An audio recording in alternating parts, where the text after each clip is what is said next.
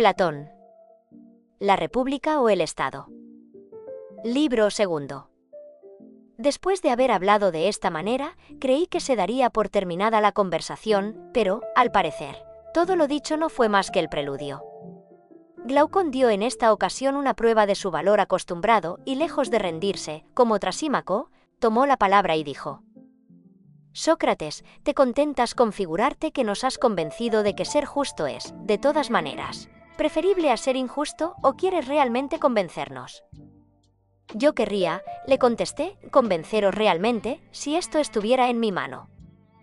Entonces, dijo, tú no haces lo que quieres, Sócrates, porque, dime, ¿no hay una clase de bienes que deseamos y que buscamos por lo que ellos son, sin cuidarnos para nada de sus resultados, como la alegría y otros placeres puros y sin mezcla, aunque no producen consecuencia alguna duradera, sino el placer de gozar de ellos? Sí, respondí, hay, a mi parecer, bienes de esta naturaleza. ¿Y qué? ¿No hay otros que amamos a la vez por sí mismos y por sus resultados, como, por ejemplo, la inteligencia, la vista, la salud? Aquellos dos motivos, en mi opinión, nos mueven igualmente a procurárnoslos. Es cierto, asentí. Y por último, dijo, ¿no encuentras una tercera clase de bienes, como el entregarse a los ejercicios del cuerpo, el recuperar la salud, el ejercer la medicina o cualquier otra profesión lucrativa? Estos bienes, diremos que son penosos, pero útiles, y los buscaremos, no por sí mismos, sino por las ganancias y demás ventajas que nos proporcionan. Reconozco, dije, esta tercera clase de bienes. ¿Pero a dónde quieres ir a parar? ¿En cuál de estas tres clases, preguntó, incluyes la justicia? Creo que en la mejor de las tres, respondí. En la de los bienes que deben amar por ellos mismos y por sus resultados los que quieren ser verdaderamente dichosos. ¿No es esa, dijo, la opinión común de las gentes, que ponen la justicia en el rango de aquellos bienes penosos que no merecen nuestros cuidados sino por la gloria y las recompensas que producen, y de los que debe huirse porque cuestan demasiado? Sé, respondí, que se piensa así ordinariamente, y en esto se fundó Trasímaco para rechazar la justicia y hacer tantos elogios de la injusticia. Pero eso yo no puedo entenderlo, y precisamente debe ser muy torpe mi inteligencia, a lo que parece. Pues bien, exclamó, quiero ver si te adhieres a mi opinión. Escúchame. Me parece que Trasímaco, a manera de la serpiente que se deja fascinar, se ha rendido demasiado pronto al encanto de tus discursos. Yo no he podido darme por satisfecho con lo que se ha dicho en pro y en contra de cada una de las dos cosas. Quiero saber cuál es su naturaleza y qué efecto producen ambas inmediatamente en el alma, sin tener en cuenta ni las recompensas que llevan consigo ni tampoco ninguno de sus resultados, buenos o malos. He aquí, pues, lo que me propongo hacer si no lo llevas a mal. Tomaré de nuevo la objeción de Trasímaco. Diré por lo pronto lo que es la justicia, según la opinión común y en dónde tiene su origen. Enseguida haré ver que todos los que la practican no la miran como un bien, sino que se someten a ella como a una necesidad. Y, por último, demostraré que tienen razón de obrar así, porque la vida del injusto es infinitamente mejor que la del justo, a lo que se dice, porque yo, Sócrates, aún estoy indeciso sobre este punto. Pues tan atronados tengo los oídos con discursos semejantes al de Trasímaco que no sé a qué atenerme. Por otra parte, no he encontrado a ninguno que me pruebe, como desearía, que la justicia es preferible a la injusticia. Deseo oír a alguien que la alabe en sí misma y por sí misma, y es de ti de quien principalmente espero este elogio, y por esta razón voy a extenderme sobre las ventajas de la vida injusta. Así te indicaré el modo en que yo deseo oírte atacar la injusticia y alabar la justicia. Mira si son de tu agrado estas condiciones. Al máximo, dije yo. ¿Y de qué otro objeto puede un hombre inteligente hablar y escuchar con más gusto? Muy bien dicho, señaló. Escucha ahora cuáles son, como anuncié al principio, la naturaleza y el origen de la justicia. Se dice que es un bien en sí cometer la injusticia y un mal el padecerla. Pero resulta mayor mal en padecerla que bien en cometerla. Los hombres cometieron y sufrieron la injusticia alternativamente, experimentaron ambas cosas, y habiéndose dañado por mucho tiempo los unos a los otros, no pudiendo los más débiles evitar los ataques de los más fuertes, ni atacarlos a su vez, creyeron que era un interés común impedir que se hiciese y que se recibiese daño alguno. De aquí nacieron las leyes y las convenciones. Se llamó justo y legítimo lo que fue ordenado por la ley. Tal es el origen y tal es la esencia de la justicia, la cual ocupa un término medio entre el más grande bien, que consiste en poder ser injusto impunemente, y el más grande mal, que es el no poder vengarse de la injuria que se ha recibido. Y se ha llegado a amar la justicia, no porque sea un bien en sí misma, sino en razón de la imposibilidad en que nos coloca de cometer la injusticia. Porque el que puede cometerla y es verdaderamente hombre no se cuida de meterse en tratos para evitar que se cometan o sufran injusticias, y sería de su parte una locura. He aquí, Sócrates, cuál es la naturaleza de la justicia, y he aquí en donde se pretende que tiene su origen. Y para probarte aún más que solo a pesar suyo y en la impotencia de violarla abraza uno la justicia, hagamos una suposición. Demos a todos, justos e injustos, un poder igual para hacer todo lo que quieran, sigámoslos. Y veamos a dónde conduce la pasión al uno y al otro. No tardaremos en sorprender al hombre justo siguiendo los pasos del injusto, arrastrado como él por el deseo de adquirir sin cesar más y más, deseo a cuyo cumplimiento aspira toda la naturaleza como a una cosa buena en sí, pero que la ley reprime y limita por fuerza, por respeto a la igualdad. En cuanto al poder de hacerlo todo, yo les concedo que sea tan extenso como el que se cuenta de Gix, uno de los antepasados del lidio. Gix era pastor del rey de Lidia. Después de una borrasca seguida de violentas sacudidas, la tierra se abrió en el paraje mismo donde pacían sus ganados, lleno de asombro a la vista de este suceso. Bajó por aquella hendidura, y entre otras cosas sorprendentes que se cuentan, vio un caballo de bronce, en cuyo vientre había abiertas unas pequeñas puertas, por las que asomó la cabeza para ver lo que había en las entrañas de este animal, y se encontró con un cadáver de talla aparentemente superior a la humana. Este cadáver estaba desnudo, y solo tenía en un dedo un anillo de oro. Gix lo cogió y se retiró. Posteriormente, habiéndose reunido los pastores en la forma acostumbrada al cabo de un mes, para dar razón al rey del estado de sus ganados, Gix concurrió a esta asamblea, llevando en el dedo su anillo, y se sentó entre los pastores. Sucedió que habiéndose vuelto por casualidad la piedra preciosa de la sortija hacia el lado interior de la mano, en el momento Gix se hizo invisible, de suerte que se habló de él como si estuviera ausente. Sorprendido de este prodigio, volvió la piedra hacia afuera, y en el acto se hizo visible. Habiendo observado esta virtud del anillo, quiso asegurarse repitiendo la experiencia y otra vez ocurrió lo mismo. Al volver hacia adentro el engaste, se hacía invisible, cuando ponía la piedra por el lado de afuera se volvía visible de nuevo. Seguro de su descubrimiento, se hizo incluir entre los pastores que habían de ir a dar cuenta al rey. Llega a palacio, corrompe a la reina, y con su auxilio se deshace del rey y se apodera del trono. Ahora bien, si existiesen dos anillos de esta especie, y se diesen uno a un hombre justo y otro a uno injusto, es opinión común que no se encontraría probablemente un hombre de un carácter bastante firme para perseverar en la justicia y para abstenerse de tocar los bienes ajenos, cuando impunemente podría arrancar de la plaza pública todo lo que quisiera, entrar en las casas, abusar de todas las personas, matar a unos, liberar de las cadenas a otros y hacer todo lo que quisiera con un poder igual al de los dioses en medio de los mortales. En nada diferirían, pues, las conductas del uno y del otro, ambos tenderían al mismo fin, y nada probaría mejor que ninguno es justo por voluntad, sino por necesidad, y que el serlo no es un bien para él personalmente, puesto que el hombre se hace injusto tan pronto como cree poderlo ser sin temor.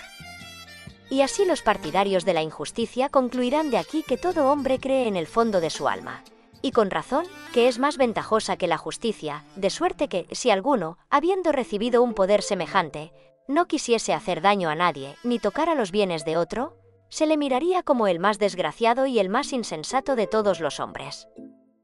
Sin embargo, todos harían en público el elogio de su virtud, pero con intención de engañarse mutuamente y por el temor de experimentar ellos mismos alguna injusticia.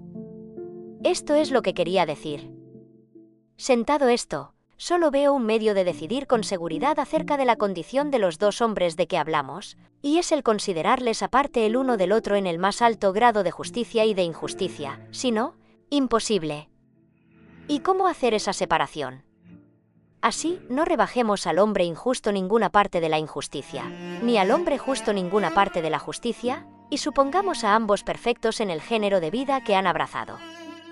Que el hombre malo actúe como los mejores artífices, semejante a esos pilotos hábiles o a esos grandes médicos, que ven inmediatamente todo lo que puede su arte, que en el acto conocen lo que es posible y lo que es imposible, y que cuando han cometido una falta saben diestramente repararla, que el hombre malo, digo, conduzca sus empresas injustas con tanta destreza que no se ponga en evidencia, porque si se deja sorprender y coger en falta ya no es un hombre hábil. El gran mérito de la injusticia consiste en parecer justo sin serlo. Hay que dotar, pues, al hombre perfectamente injusto de la injusticia perfecta sin quitar nada de ella, y que cometiendo los más grandes crímenes sepa crearse una reputación de hombre de bien. Que si llega a dar un paso en falso se rehaga inmediatamente. Que sea tan elocuente que convenza de su inocencia a los mismos ante quienes sus crímenes habrán de acusarle. Bastante atrevido y bastante poderoso, ya por sí mismo, ya por sus amigos, para conseguir por la fuerza lo que no podría obtener de otra manera. He aquí el hombre injusto. Pongamos ahora frente a frente al hombre justo, cuyo carácter es sencillo y noble, el hombre, como dice Esquilo, más ansioso de ser bueno que de parecerlo. Quitémosle hasta la reputación de hombre de bien, porque si pasa por justo, se verá, como consecuencia, colmado de honores y de bienes, y de esta manera no podremos juzgar si ama la justicia por sí misma o a causa de los honores y bienes que ella le proporciona. En una palabra, despojémoslo de todo menos de la justicia, y para que haya entre él y el injusto una completa oposición, que pase por el más malvado de los hombres sin haber cometido jamás la más pequeña injusticia. De suerte que su virtud se vea sometida a las más duras pruebas, sin que se conmueva ni por la infamia ni por los malos tratos, sino que marche con paso firme por el sendero de la justicia hasta la muerte, pasando toda su vida por un malvado, aunque sea un hombre justo. Teniendo a la vista estos dos modelos, el uno de justicia, el otro de injusticia consumada, quiero yo que decidamos acerca de cuál de los dos es más dichoso.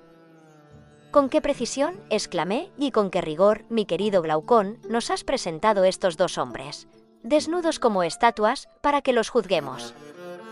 He procurado, contestó, ser todo lo más exacto que he podido. Después de haberlos supuesto tales como acabo de decir, no será malo, a mi parecer, consignar mi juicio sobre la suerte que espera al uno y al otro. Digámoslo, por lo tanto, y si lo que yo acabo de decir te parece muy fuerte, acuérdate, Sócrates, de que no hablo por mi cuenta, sino en nombre de los que prefieren la injusticia a la justicia. El justo, dicen, el que es tal como yo lo he pintado, será azotado, atormentado, encadenado. Se le quemarán los ojos y, en fin, después de haberle hecho sufrir toda clase de males, se le empalará, y por este medio se le hará comprender que no hay que cuidarse de ser justo y si solo de parecerlo. Al hombre injusto es más bien a quien deben aplicarse las palabras de Esquilo, porque al no ajustar su conducta a la opinión de los hombres, sino a la verdad, no quiere parecer injusto sino serlo en efecto. Cosechando en el profundo surco de su corazón, del que brotan sus nobles designios.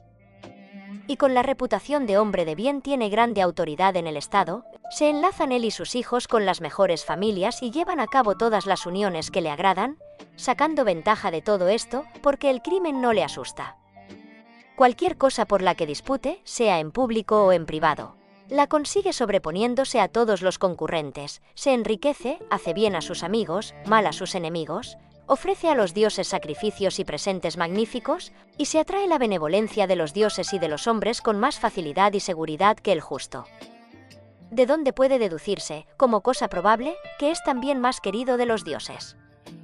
De esta suerte, Sócrates, es más dichosa que la del justo la vida que al injusto le deparan tanto los dioses como los hombres. Luego que Glaucón acabó de hablar, me preparaba a contestarle, pero su hermano Adimanto, tomando la palabra, me dijo: Sócrates, no creerás que la tesis está suficientemente discutida, ¿verdad? ¿Y por qué no? Le dije. Mi hermano ha olvidado lo esencial, dijo. Pues bien, dije, ya conoces el proverbio, venga el hermano en auxilio de su hermano. Suple tú lo que él ha omitido. Sin embargo, ha dicho lo bastante para ponerme fuera de combate y dejarme sin medios para defender la justicia. Todos tus subterfugios son inútiles, es preciso que me escuches a mí también. voy a exponerte una tesis contraria a la suya. La tesis de los que toman el partido de la justicia contra la injusticia. Esta oposición hará más patente lo que Glaucón, a mi parecer, se ha propuesto mostrar. Los padres recomiendan la justicia a sus hijos y los maestros a sus discípulos. ¿Y lo hacen en vista de la justicia misma? No, sino a causa de la buena reputación que va unida a ella. A fin de que dicha reputación de hombres justos les proporcione dignidades, uniones honrosas y todos los demás bienes de que Glaucón ha hecho mención. Pero van aún más lejos, y les hablan de los inagotables favores que los dioses derraman a manos llenas sobre los justos. Citan al buen Hesíodo y a Homero. El primero dice que los dioses han hecho las encinas para los hombres justos, y que para ellos su copa tiene bellotas y su tronco abejas. Sus corderos sucumben bajo el peso de su vellón. Y otras 1000 cosas semejantes. Y el segundo dice, de manera semejante: cuando un buen rey, imagen de los dioses, hace justicia a sus súbditos, para en la negra tierra da trigo y cebada, y los árboles se cargan de frutos, sus ganados se multiplican, y el mar les suministra pesca. Museo y su hijo van más allá y prometen a los justos recompensas mayores aún. Los conducen después de la muerte al Hades, los sientan a la mesa coronados de flores, y pasan su vida en medio de festines, como si una embriaguez eterna fuese la más bella recompensa para la virtud. Según otros, estas recompensas no se limitan a sus personas. El hombre sano y fiel a sus semejantes revive en su posteridad, que se perpetúa de edad en edad. Tales o parecidos son los motivos que tienen para elogiar la justicia. A los malos y a los impíos, en cambio, los sumen en el cieno del Hades y los condenan a sacar agua con una criba. Añaden que, durante su vida, no hay afrentas y suplicios a que sus crímenes no les expongan, y todo lo que Glaucón ha dicho de los justos que pasan por injustos lo dicen de los injustos. He aquí lo que aducen en favor del justo y contra el injusto. Escucha ahora, Sócrates, un lenguaje muy diferente sobre la justicia y la injusticia. Lenguaje que el pueblo y los poetas tienen sin cesar en la boca.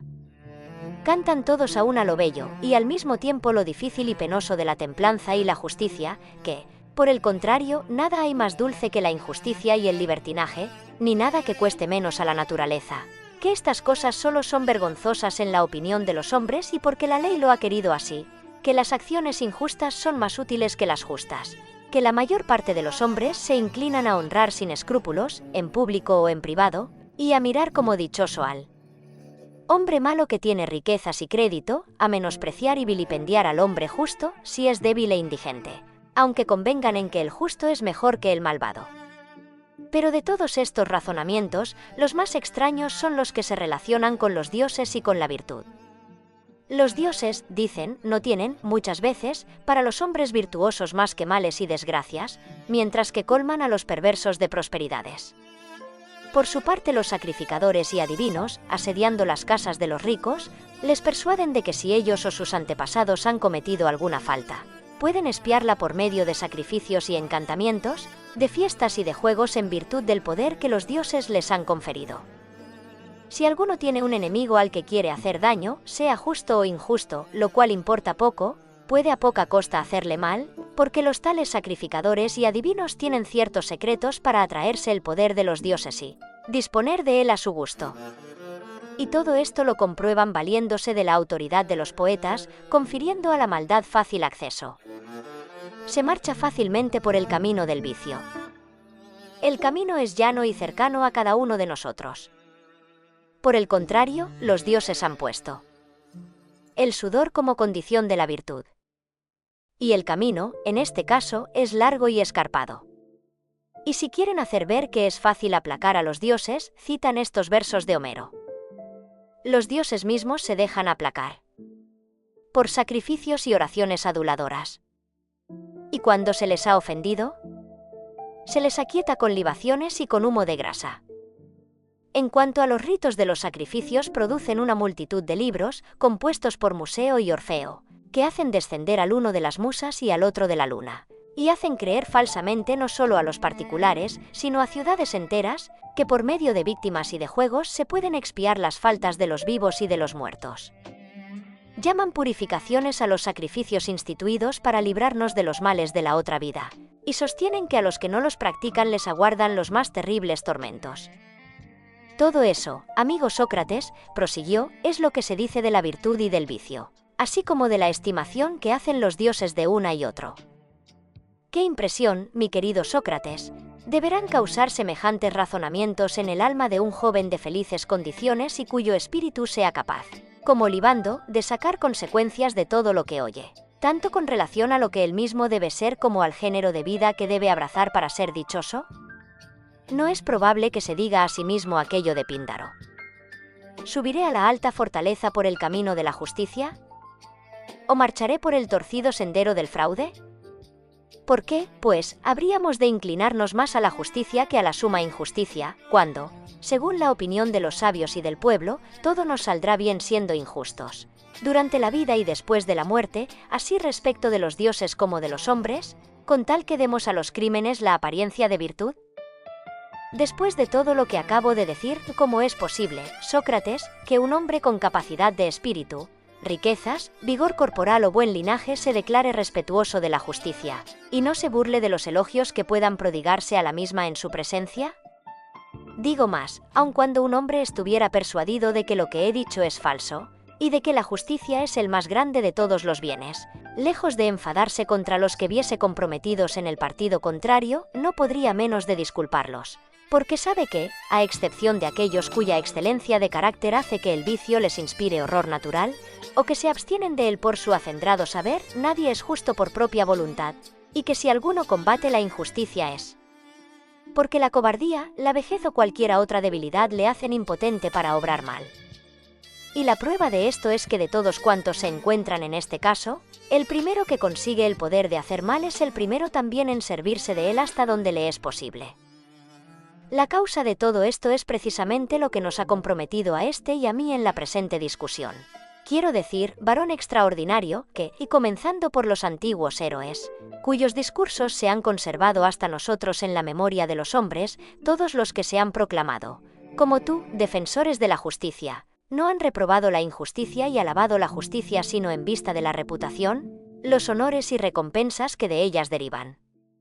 Nadie ha considerado la justicia y la injusticia tales como son en sí mismas, en el alma del justo y del injusto, ignoradas de los dioses y de los hombres, y nadie ha probado aún, ni en prosa, ni en verso, que la injusticia sea el mayor mal del alma y la justicia su mayor bien.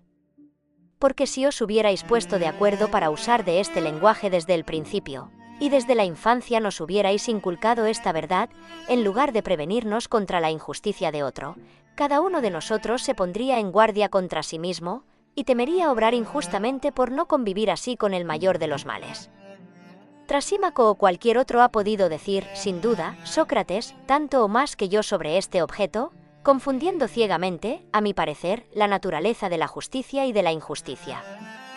Respecto a mí, no te ocultaré que lo que me ha movido a extenderme en estas objeciones es el deseo de oír lo que me vas a responder. No te limites a probarnos que la justicia es preferible a la injusticia. Explícanos los efectos que ambas producen por sí mismas en quien las practica y que hacen que la una sea un bien y la otra un mal. No tengas ningún miramiento con la opinión, como Glaucón te ha recomendado, porque si no te desprendes en ambos casos de la opinión verdadera y llegas, en cambio, a admitir la falsa, diremos que no alabas la justicia, sino lo que se opina de la justicia, que tampoco combates de la injusticia más que las apariencias, que nos aconsejas que seamos injustos con tal que sea en secreto y que convienes con Trasímaco en que la justicia es un bien, pero para los demás, útil al más fuerte y no al que la posee, y que, por el contrario, la injusticia, útil y ventajosa para quien la practica, solo es dañosa al más débil. Puesto que convienes en que la justicia es uno de estos bienes excelentes que se deben buscar por sus ventajas, aún más, por sí mismos, como la vista, el oído, la inteligencia, la salud y los demás que son fecundos por su naturaleza, independientemente de la opinión de los hombres, alaba la justicia por lo que tiene en sí de ventajosa para el justo, y vitupera la injusticia por lo que tiene en sí de perjudicial para el injusto. Deja que los demás hagan esos elogios que se fundan en las recompensas y en la reputación. Podría yo, quizá, sufrir en la boca de cualquier otro esta manera de alabar la justicia y de reprender la injusticia por el renombre y las ganancias que acarrean, pero no podría perdonártelo a ti, a menos que así me lo mandases, teniendo en cuenta que la justicia ha sido hasta ahora el único objeto de tus reflexiones. Y así no te contentes con demostrarnos que es mejor que la injusticia. Haznos ver cuáles son los efectos de una y otra por sí mismas, en virtud de que son por sí mismas la una un bien y la otra un mal, tengan o no conocimiento de ello los dioses y los hombres. Quedé agradablemente sorprendido al oír los discursos de Glaucón y de Adimanto. Nunca como en esta ocasión admiré tanto sus dotes naturales, y les dije: hijos de un padre ilustre, con razón el amante de Glaucón comenzó la elegía que compuso para vosotros, cuando os distinguisteis en la jornada de Mégara, diciendo, hijos de Aristón, linaje de una raza divina. Porque es preciso que haya en vosotros algo de divino, si después de lo que acabáis de decir en favor de la injusticia no estuvierais persuadidos de que vale infinitamente más que la justicia. Pero no, en mi opinión no estáis realmente persuadidos de tal cosa, porque vuestras costumbres y vuestra conducta me lo prueban bastante, aun cuando vuestros discursos me hicieran dudar, y cuanto más profunda es mi convicción en este sentido, tanto más embarazado me veo sobre el partido que debo tomar. Por una parte, no sé cómo defender los intereses de la justicia. Esto es superior a mis fuerzas.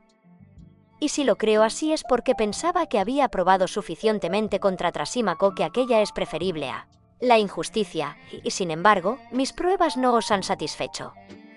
Por otra parte, hacer traición a la causa de la justicia y sufrir que se la ataque delante de mí sin defenderla mientras que me quede un soplo de vida y bastante fuerza para hablar es lo que yo no puedo consentir sin incurrir en un crimen, y así, lo mejor será defenderla hasta donde pueda. En el momento, Glaucón y los demás me conjuraron a que emplease todas mis fuerzas en su defensa, y para que, en vez de dejar la discusión, indagara con ellos la naturaleza de la justicia y de la injusticia, y lo que hay de real en las ventajas que se les atribuyen. Les dije que me parecía que la indagación en que querían empeñarse era muy espinosa y exigía un entendimiento muy claro. Así pues, añadí, puesto que no me parece que estemos muy dotados, he aquí de qué manera pienso proceder en esta indagación. Si se diese a leer a personas de vista corta letras en pequeños caracteres, y ellas supiesen que estas mismas letras se encuentran escritas en otro punto en caracteres gruesos, indudablemente sería para ellas una ventaja ir a leer las letras grandes y confrontarlas enseguida con las pequeñas, para ver si eran las mismas. Es cierto, dijo Adimanto. ¿Pero qué relación tiene esto con la investigación sobre lo justo? Voy a decírtelo, respondí. ¿No existe la justicia propia de un solo hombre y también la de un Estado entero? Ciertamente, dijo. Pero el Estado es más grande que el hombre particular. Más grande, asintió. Por consiguiente, la justicia se mostrará en él con caracteres mayores y más fáciles de discernir. Y así indagaremos primero, si os parece, cuál es la naturaleza de la justicia en los estados, enseguida, la estudiaremos en cada particular, y comparando estas dos especies de la justicia, veremos la semejanza de la pequeña con la grande. Muy bien dicho, aseguró él. Pero si examináramos con el pensamiento, proseguí, la manera de formarse un estado, quizá descubriríamos cómo la justicia y la injusticia nacen en él. Podría ser, dijo. Entonces, ¿tendremos la esperanza de descubrir más fácilmente lo que buscamos?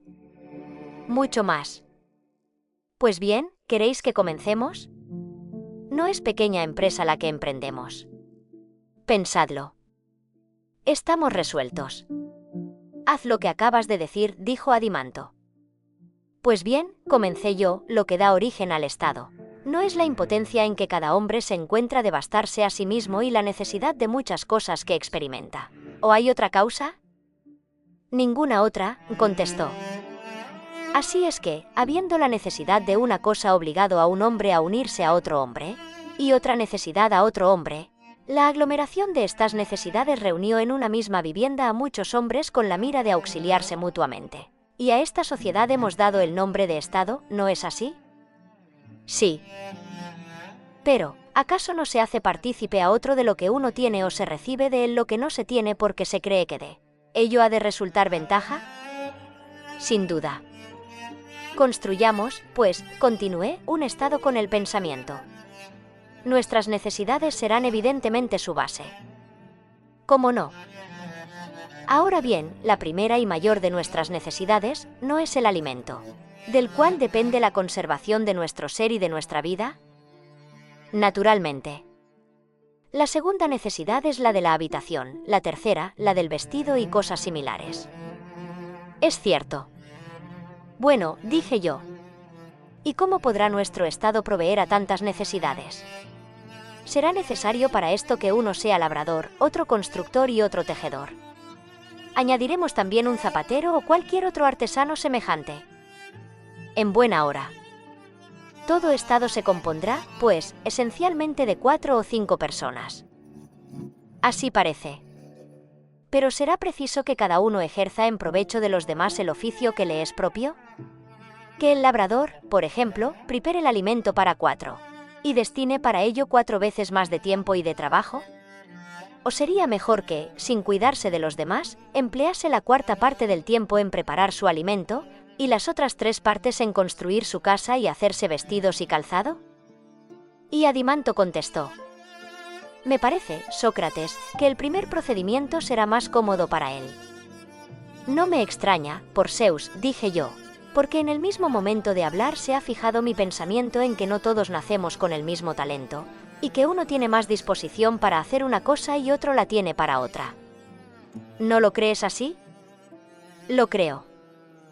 ¿Cómo irán mejor las cosas, haciendo uno solo muchos oficios, o limitándose cada uno al suyo propio? Cada uno al suyo propio, dijo. Es también evidente, a mi parecer, que una cosa se frustra cuando no está hecha oportunamente. Eso es evidente. Porque la obra no debe depender de la disponibilidad del obrero, sino que es el obrero el que debe acomodarse a las exigencias de su obra.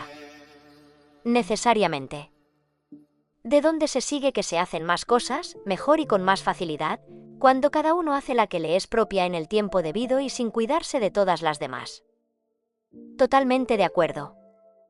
Pero entonces necesitamos más de 4 ciudadanos para las necesidades de que acabamos de hablar.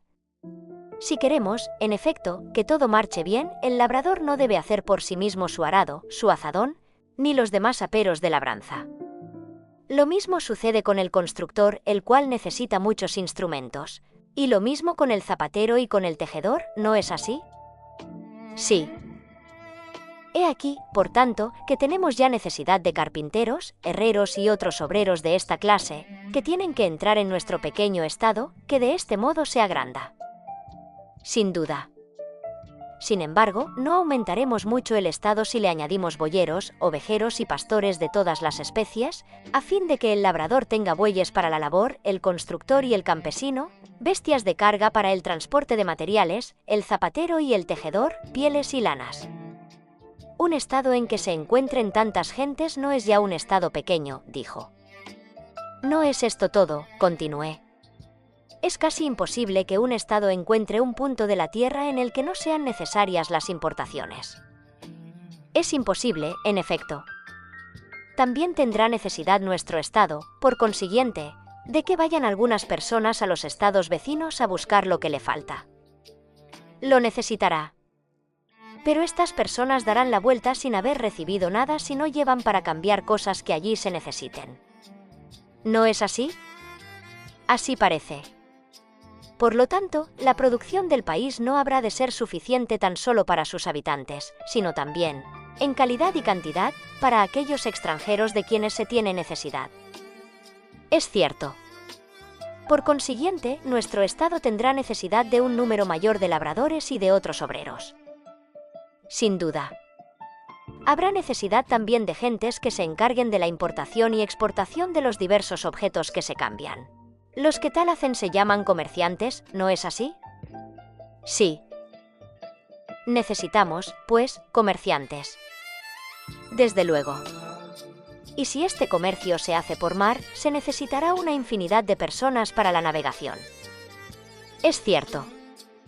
Pero en el Estado mismo, ¿cómo se comunicarán unos ciudadanos a otros el fruto de su trabajo? Porque esta es la primera razón que tuvieron para vivir en sociedad y construir un Estado. Es evidente que será por medio de la compra y de la venta, contestó. Luego se necesitará un mercado y una moneda, signo del valor de los objetos cambiados. Sin duda.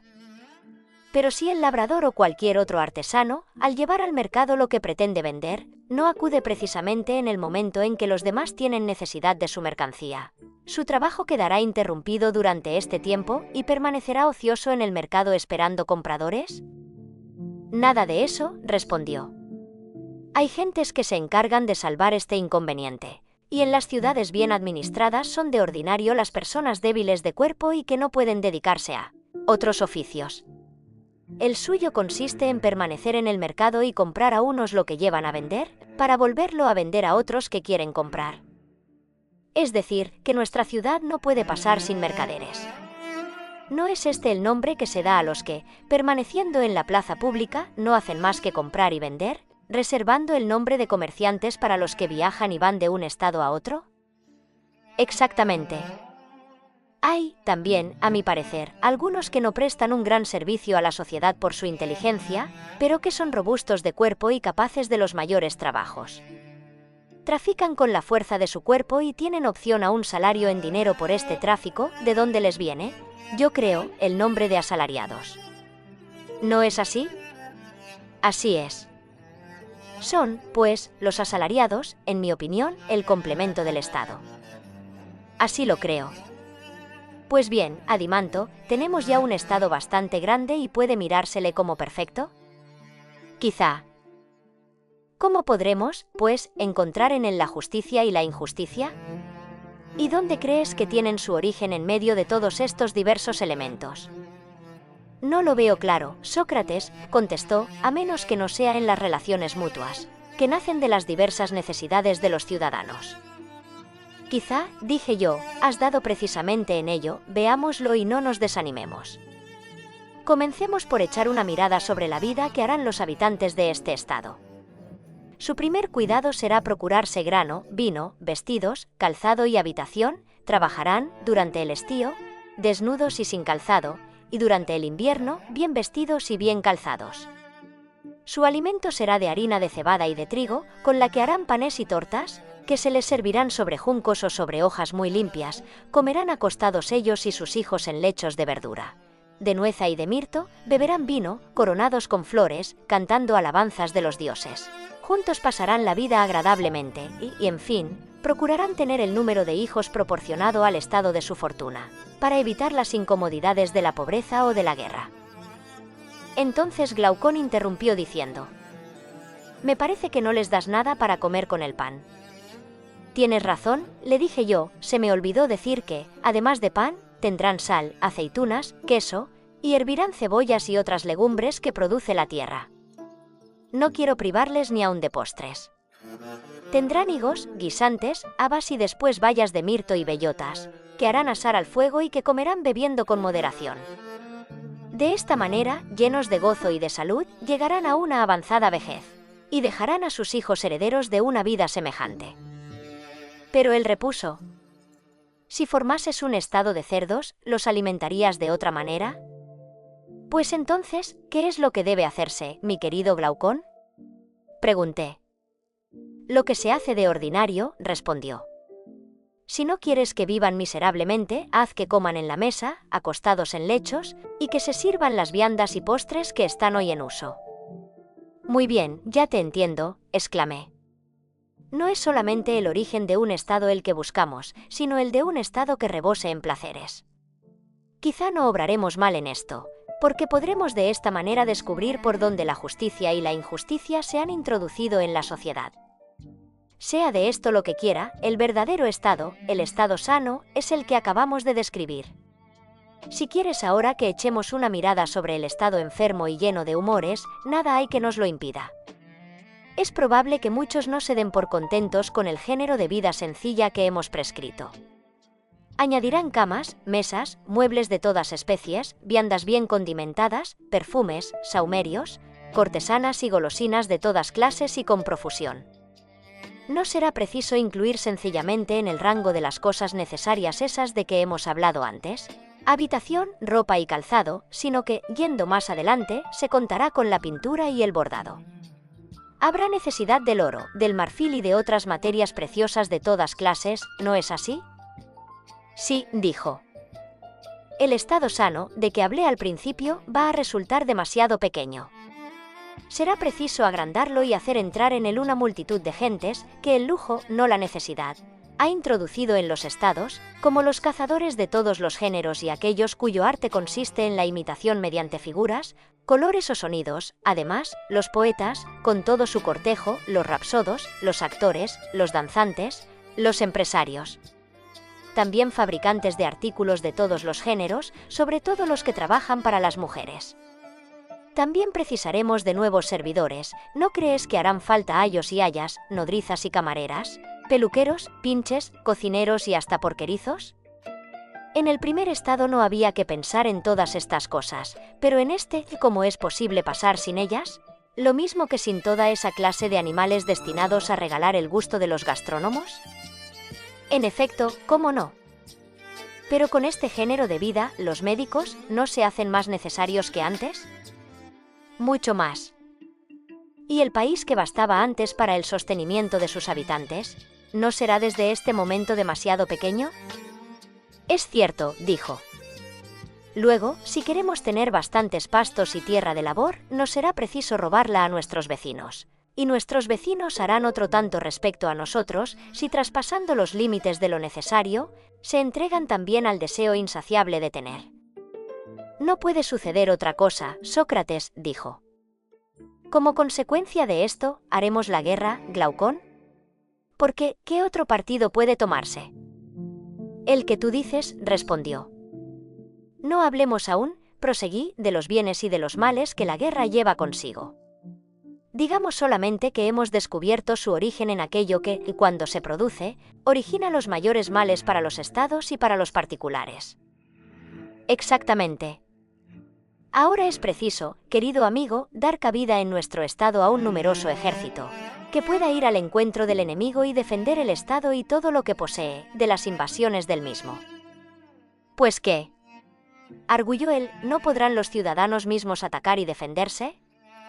No, repliqué, si el principio en que hemos convenido, cuando formamos el plan de un estado, es verdadero. Convinimos, si te acuerdas, en que era imposible que un mismo hombre tuviese muchos oficios a la vez. Tienes razón, dijo. ¿Y qué? Continué. ¿No es, a juicio tuyo, un oficio el de la guerra? Sí, ciertamente, dijo. ¿Crees que merece más atención el oficio de zapatero que el de militar? No, seguramente. Ahora bien, no hemos querido que el zapatero fuese al mismo tiempo labrador, tejedor o constructor, sino solo zapatero, para que desempeñe mejor su oficio. Al mismo tiempo, hemos asignado a los demás artesanos una sola tarea, la más adecuada a sus aptitudes, sin permitirle a ninguno mezclarse en el oficio de otro, ni tener, durante su vida, otra ocupación que la perfección del suyo.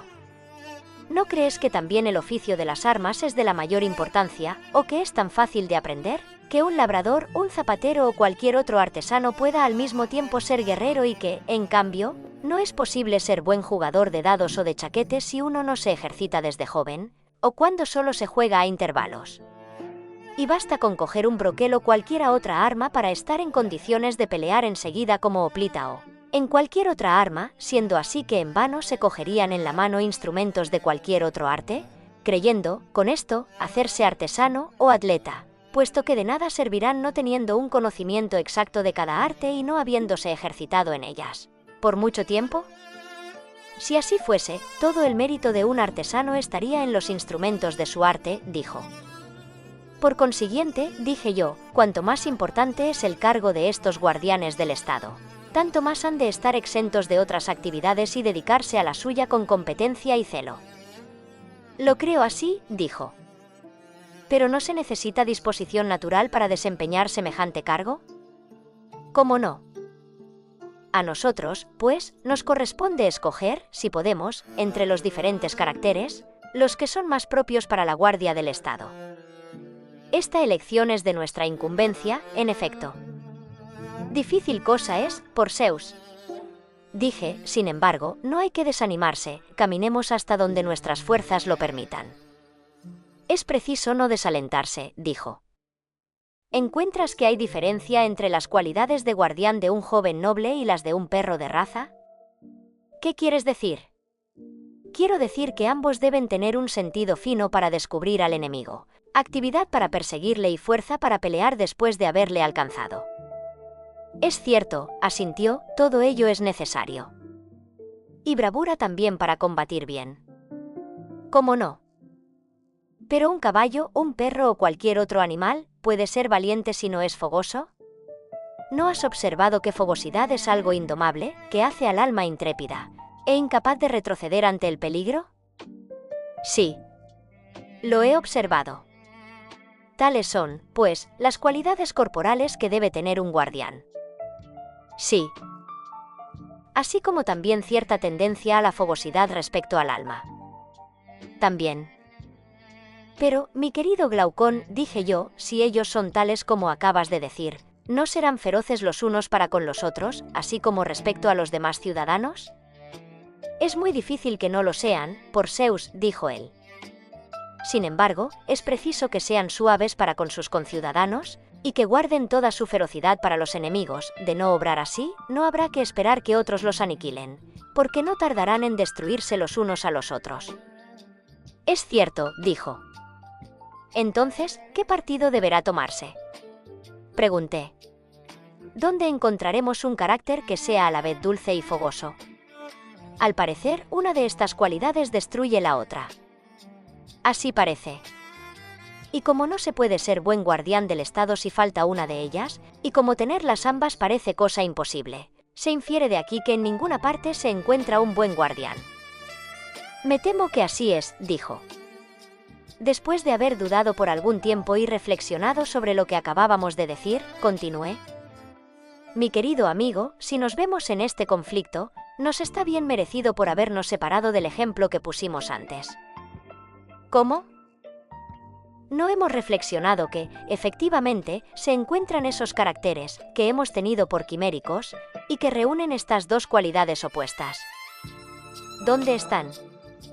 Se observan en diferentes animales y sobre todo, en el que tomamos por ejemplo. ¿Sabes que el carácter de los perros de buena raza consiste en que no hay animales más mansos con la familia y con los que conocen y todo lo contrario con los de fuera? Lo sé.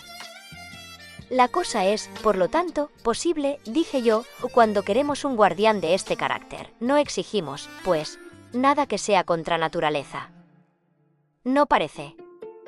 ¿No crees que le falta aún algo más a nuestro guardián? ¿Y que además de fogoso conviene que sea naturalmente filósofo? ¿Cómo? No te entiendo, dijo. Es fácil observar también este instinto en el perro, y en este concepto es muy digno de nuestra admiración, dije. ¿Qué instinto? Que ladra a los que no conoce, aunque no haya recibido de ellos ningún mal, y halaga a los que conoce, aunque no le hayan hecho ningún bien. ¿No has admirado este instinto en el perro? No he fijado hasta ahora mi atención en este punto, dijo, pero lo que dices es exacto. Sin embargo, esto prueba en el perro un natural feliz y verdaderamente filosófico. ¿En qué? En que no distingue al amigo del enemigo, dije, sino porque conoce al uno y no conoce al otro. Y no teniendo otra regla para discernir el amigo del enemigo, ¿cómo no ha de estar ansioso de aprender? No puede ser de otra manera, respondió. Pero estar ansioso de aprender y ser filósofo, continué, ¿no es una misma cosa? Lo mismo, en efecto, combinó.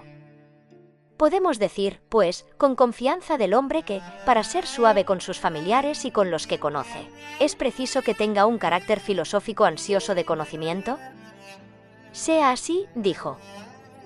Y por consiguiente, que un buen guardián del Estado debe tener, además de valor, rapidez y fuerza, filosofía. Convengo en ello, dijo. Tal será el carácter de nuestros guardianes. Pero ¿de qué manera formaremos su espíritu y su cuerpo? Examinemos antes si esta indagación puede conducirnos al fin de nuestra búsqueda, que es el conocer cómo la justicia y la injusticia nacen en la sociedad, para no despreciar este dato, si puede servir o para omitirle, si es inútil. Intervino entonces el hermano de Glaucón. Creo que esta indagación contribuirá mucho al descubrimiento de lo que buscamos. No dejemos, pues, por Zeus, este examen, mi querido Adimanto, aunque sea operación larga, dije yo. No. Formemos, pues, a nuestros hombres como si tuviéramos tiempo para narrar cuentos. Así ha de ser. ¿Qué educación, pues, conviene darles? ¿No será difícil darles otra mejor que la practicada entre nosotros tradicionalmente, y que consiste en formar el cuerpo mediante la gimnasia y el alma mediante la música? En efecto. ¿Comenzaremos su educación por la música más bien que por la gimnasia? Sin duda. ¿Los discursos, a tu parecer, pregunté, son una parte de la música? Sí, por cierto. Y los hay de dos clases, unos verdaderos, otros falsos. Sí. ¿Entrarán unos y otros igualmente en nuestro plan de educación, comenzando por los discursos falsos? No comprendo tu pensamiento, dijo. No sabes, dije yo, que lo primero que se hace con los niños es contarles fábulas, y que aun cuando se encuentre en ellas a veces algo de verdadero, ¿no son ordinariamente más que un tejido de falsedades? Así intervienen las fábulas en la educación de los niños antes que los gimnasios. Es cierto. Esta es la razón que tuve para decir que era preciso comenzar su educación por la música antes que por la gimnasia. Tienes razón, asintió. Tampoco ignoras que todo depende del comienzo, sobre todo tratándose de los niños, porque en esta edad su alma, aún tierna, recibe fácilmente todas las impresiones que se quieran. Nada más cierto. Llevaremos, por tanto, con paciencia que esté en manos de cualquiera contar indiferentemente toda clase de fábulas a los niños, y que su alma reciba impresiones contrarias en su mayor parte a las ideas que queremos que tengan en una edad más avanzada. Eso no debe consentirse. Comencemos, pues, ante todo por vigilar a los forjadores de mitos. Escojamos los mitos convenientes y desechemos los demás. Enseguida comprometeremos a las nodrizas y a las madres a que entretengan a sus niños con los mitos autorizados, y formen así sus almas con más cuidado aunque el que ponen para formar sus cuerpos. En cuanto a las fábulas que les cuentan hoy, deben desecharse en su mayor parte. ¿Cuáles? Preguntó. Juzgaremos de los pequeños por los grandes, porque todos están hechos por el mismo modelo y caminan al mismo fin. ¿No es cierto? Sí, pero no veo cuáles son esos grandes mitos de que hablas, dijo. Los que Hesiodo, Homero y demás poetas han divulgado, dije, porque los poetas, lo mismo los de ahora que los de los tiempos pasados, no hacen otra cosa que divertir al género humano con falsas narraciones. ¿Pero qué clase de narraciones? Preguntó. ¿Y qué tienes que reprender en ellas? Lo que merece serlo y mucho, dije, especialmente si son invenciones indecorosas. ¿Qué quieres decir? Quiero decir que nos representan con palabras a los dioses y a los héroes distintos de cómo son, como cuando un pintor hace retratos sin parecido. Convengo que eso es reprensible, dijo, pero ¿a qué caso concreto te refieres? Ante todo, respondí, no es una falsedad de las más enormes y de las más graves la de Hesiodo relativa a los actos que refiere de Urano. A la venganza que provocaron en Crono, a las hazañas de éste y los malos tratamientos que recibió éste de su hijo. Aun cuando todo esto fuera cierto, no son cosas que deban contarse delante de niños desprovistos de razón. Es preciso condenarlas al silencio, o si se ha de hablar de ellas, solo debe hacerse en secreto delante de un corto número de oyentes, con prohibición expresa de revelar nada, y después de haberles hecho inmolar, no un puerco, sino una víctima preciosa y rara a fin de limitar el número de los iniciados. Sin duda, dijo, porque semejantes historias son peligrosas. Por lo mismo no deben oírse nunca en nuestro estado, dije. No quiero que se diga en presencia de un joven que, cometiendo los más grandes crímenes y hasta vengándose cruelmente de su mismo padre por las injurias que de él hubiera recibido, no hará nada de extraordinario, ni nada de que los primeros y más grandes dioses no hayan dado el ejemplo. No, por Zeus. No me parece tampoco, dijo, que tales cosas puedan decirse.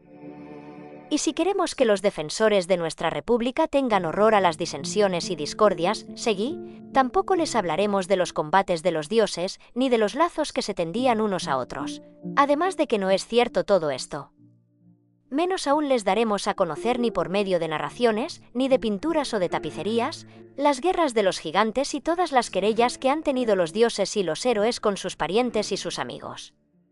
Si nuestro propósito es persuadirles de que nunca la discordia ha reinado entre los ciudadanos, ni puede reinar sin cometer un crimen, obliguemos a los poetas a no componer, y a los ancianos de uno y otro sexo a no referir a tales jóvenes nada que no tienda a este fin.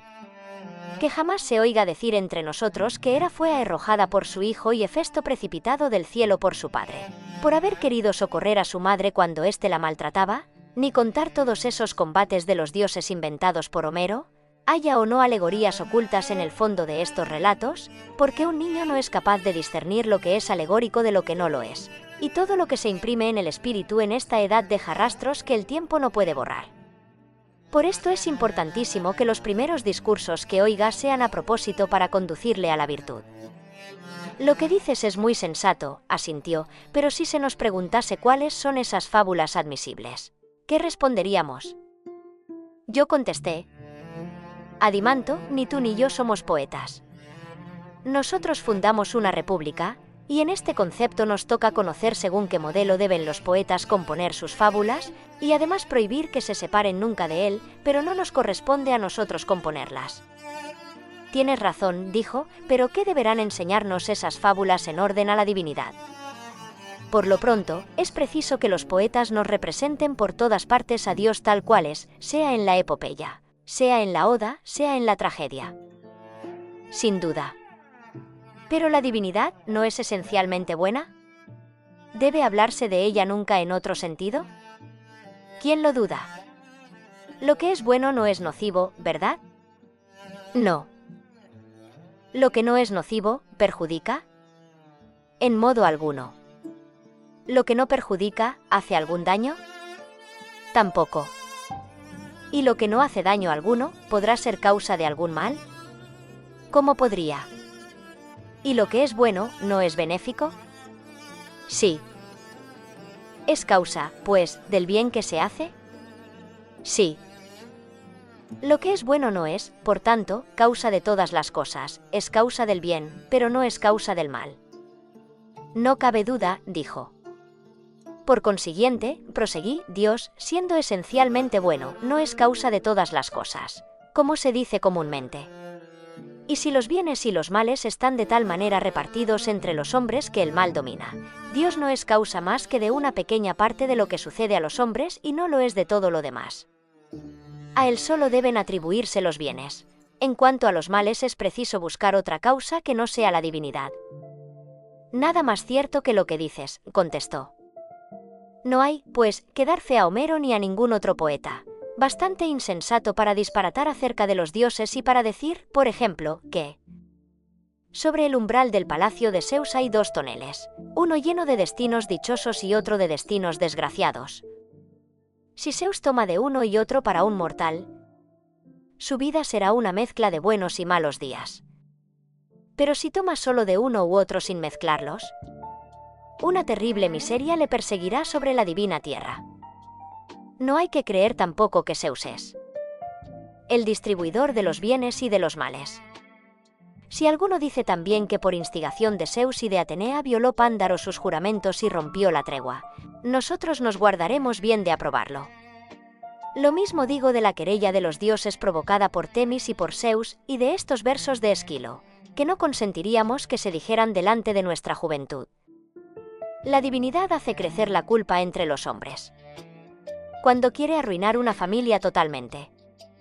Y si alguno canta en llambos como estos las desgracias de Níobe, de los Pelópidas o de Troya, no le dejaremos decir que estas desgracias son obra divina, sino, como antes dijimos, que si Dios es el autor, no ha hecho nada que no sea justo y bueno, y que este castigo se ha convertido en provecho de los mismos que lo han recibido. Lo que no debe permitirse decir a ningún poeta es que aquellos a quienes Dios castiga son desgraciados. Digan en buena hora que los malos son dignos de compasión por la necesidad que han tenido del castigo, y que las penas que Dios les envía son un bien para ellos. Y cuando alguno diga delante de nosotros que Dios, que es bueno, ha causado mal a alguno, nos opondremos con todas nuestras fuerzas si queremos que nuestra república esté bien gobernada. Y no permitiremos ni a los viejos ni a los jóvenes decir ni escuchar semejantes discursos, estén en verso o en prosa, porque son injuriosos a Dios, inconvenientes al Estado e inconsistentes. Me agrada esta ley y suscribo con gusto su establecimiento, dijo.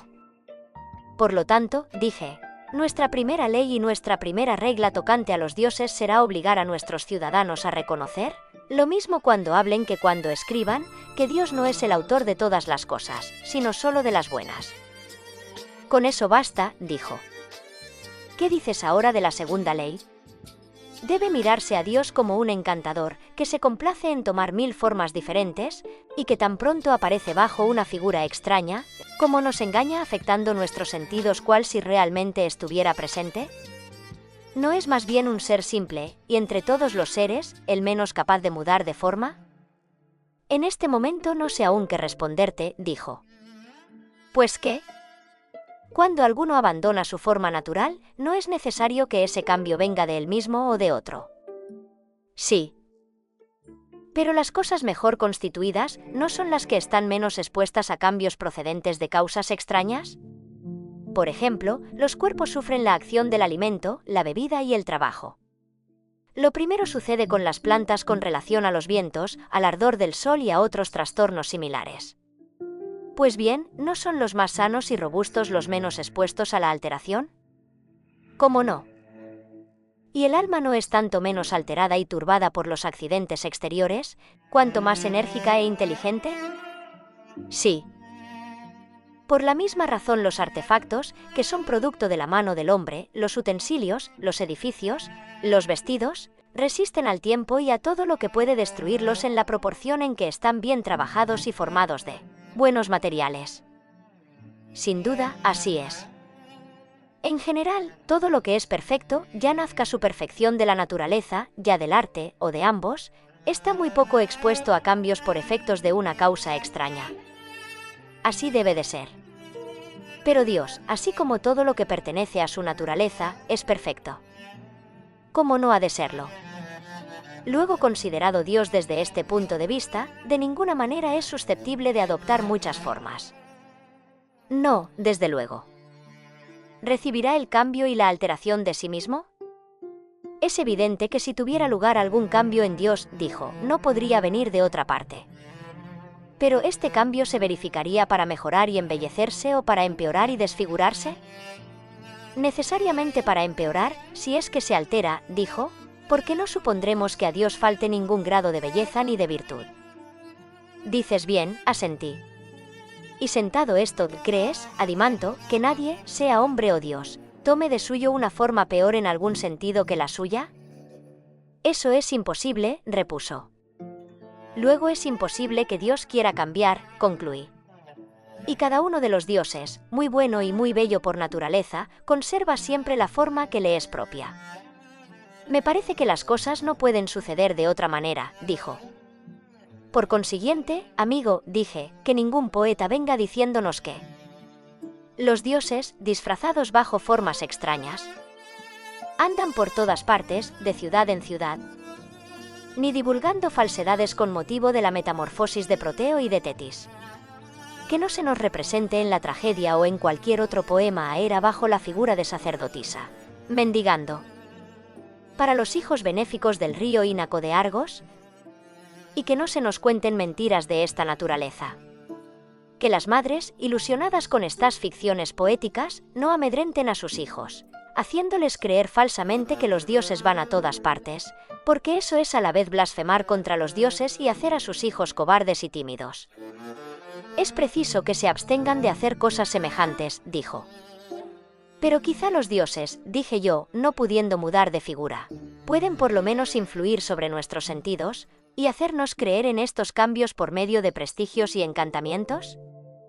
Eso podría suceder, admitió. ¿Y acaso un dios puede querer mentir de hecho o de palabra, presentándonos un fantasma en lugar de su personalidad? No lo sé, y contestó. ¿Qué? ¿No sabes que la verdadera mentira, pregunté, si puede decirse así, es igualmente detestada por los hombres que por los dioses? ¿Qué entiendes por eso? Dijo. Entiendo, aclaré, que nadie quiere acoger la mentira en la parte más noble de sí mismo, sobre todo con relación a las cosas de la mayor importancia, por el contrario, no hay cosa que más se tema. Aún no te comprendo, dijo. ¿Crees que digo algo demasiado sublime? Apunté. Lo que digo es que nadie quiere ser ni haber sido engañado en su alma tocante a la naturaleza de las cosas, y que no hay nada que más temamos y más detestemos que abrigar la ignorancia y la mentira en nosotros mismos. Tienes mucha razón, dijo. La mentira, hablando con propiedad, es la ignorancia que afecta el alma del que es engañado. Porque la mentira en las palabras no es más que una expresión del sentimiento que el alma experimenta. No es una mentira pura, sino un fantasma hijo del error. ¿No es cierto? Sí. ¿La verdadera mentira es, por lo tanto, igualmente detestada por los hombres que por los dioses? Así lo creo. ¿Pero qué decir de la mentira en las palabras? ¿No hay circunstancias en que la mentira de palabra pierde lo que tiene de odioso, porque se hace útil? No tiene su utilidad cuando, por ejemplo, se sirve uno de ella para engañar a su enemigo. Y lo mismo a su amigo, a quien el furor y la demencia arrastran a cometer una acción mala en sí. ¿No es en este caso la mentira un remedio que se emplea para separarle de su designio? Y aun en lo tocante a la mitología de la que estábamos hablando, la ignorancia en que estamos en punto a los hechos antiguos no nos autoriza para acudir a la mentira que hacemos útil, dándole el colorido que la aproxime más a la verdad. Cierto, asintió. Así es. ¿Pero por cuál de estas razones puede ser la mentira útil a Dios? La ignorancia de lo que ha pasado en tiempos lejanos le obligaría a disfrazar la mentira o a mentir bajo las apariencias de lo verosímil. Eso sería ridículo decirlo. Exclamó. ¿Luego Dios no es un poeta embustero? No lo creo. ¿Mentiría por temor a sus enemigos? Nada de eso. ¿O a causa de sus amigos furiosos o insensatos? Pero los furiosos y los insensatos no son amados por los dioses, apuntó. Luego ninguna razón obliga a Dios a mentir. No. Luego todo lo que es espiritual y divino, ¿es enemigo de la mentira? Totalmente, dijo. Dios, por tanto, es esencialmente recto y veraz en sus palabras y en sus acciones, no muda de forma. Ni puede engañar a los demás, ni mediante fantasmas, ni mediante discursos, ni valiéndose de signos, sea durante el día y la vigilia, sea durante la noche y en sus sueños. Me parece que tienes razón al decir eso, asintió. Apruebas, por consiguiente, nuestra segunda ley, que prohíbe hablar y escribir, respecto a los dioses, como si fueran encantadores que toman diferentes formas y que intentan engañarnos con sus discursos y sus acciones? La apruebo. Por tanto, aunque haya en Homero muchas cosas dignas de alabanza, nunca aprobaremos el pasaje en que refiere que Zeus envió un sueño a Agamenón, ni el pasaje de Esquilo, donde hace decir a Tetis que Apolo, cantando en sus bodas, celebró su feliz descendencia. Que mis hijos, libres de enfermedades, tendrían larga vida. Me había anunciado una suerte protegida por los dioses. Con el canto de un peón que me colmó de alegría. Que la mentira pudiera salir de la boca divina de Febo. Que pronuncia tantos oráculos, yo no lo temía. Pero este Dios, que cantó y asistió a mis bodas, que me había prometido tanto, es él mismo, el asesino de mi hijo. Siempre que alguno hable de los dioses de esta manera lo rechazaremos con indignación. No consentiremos tampoco tales discursos en bocas de los maestros encargados de la educación de los jóvenes si queremos que los guardianes guarden el respeto a los dioses, hasta hacerlos semejantes a ellos en cuanto lo consiente la debilidad humana. Apruebo todas estas reglas, dijo él, y soy de opinión que todas ellas deben convertirse en leyes.